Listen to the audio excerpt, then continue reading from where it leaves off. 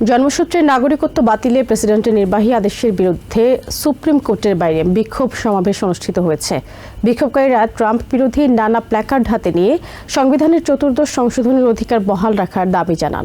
ট্রাম্পের আদেশকে অসাংবিধানিক হিসেবে আখ্যা দিয়ে ক্ষোভ জানান তারা। জন্মসূত্রে নাগরিকত্ব সীমিত করতে প্রেসিডেন্ট ডোনাল্ড ট্রাম্পের নির্বাহী আদেশের বৈধতা নিয়ে বুধবার সুপ্রিম কোর্টে যখন শুনানি চলে, তখন আদালত ভবনের বাইরে জড়ো হন অসংখ্য বিক্ষোভকারী।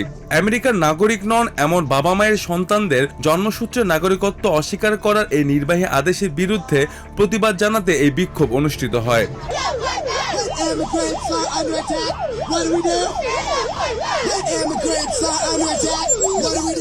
বিক্ষোভের শুরু থেকে ড্রামের তালে তালে মুখরিত হয়ে ওঠে সুপ্রিম কোর্ট এলাকা। প্রতিবাদকারীদের অনেকের হাতেই ছিল ট্রাম্প বিরোধী প্ল্যাকার্ড, যেখানে লেখা ছিল জন্মসূত্রে নাগরিকত্ব রক্ষা করো এবং সবার জন্য এক আর একের জন্য সবাই। কোনো কোনো প্ল্যাকার্ডে সরাসরি দাবি তোলা হয় ট্রাম্পকে এখনই যেতে হবে।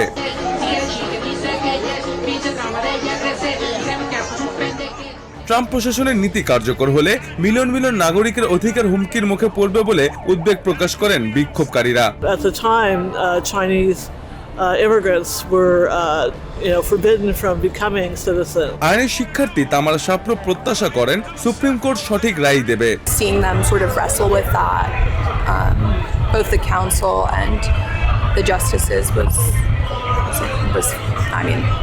crazy. প্রথম কোনো দায়িত্বরত প্রেসিডেন্ট হিসেবে সুপ্রিম কোর্টের শুনানিতে ট্রাম্পের উপস্থিতি উত্তেজনা কয়েক গুণ বাড়িয়ে দেয়।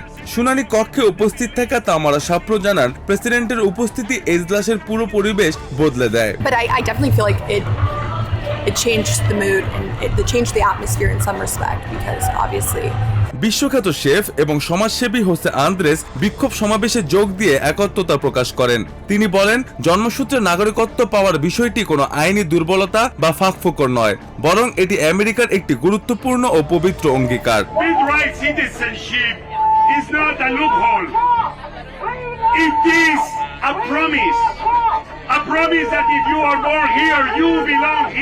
একুশ শতকে আমেরিকান স্বপ্নের প্রকৃত মানে বোঝাতে গিয়ে আন্দ্রেস সতর্ক করে বলেন, শিশুদের কাছ থেকে এই অধিকার কেড়ে নেওয়ার অর্থ হলো ভবিষ্যতের কণ্ঠস্বরগুলোকে চিরতরে বন্ধ করে দেওয়া।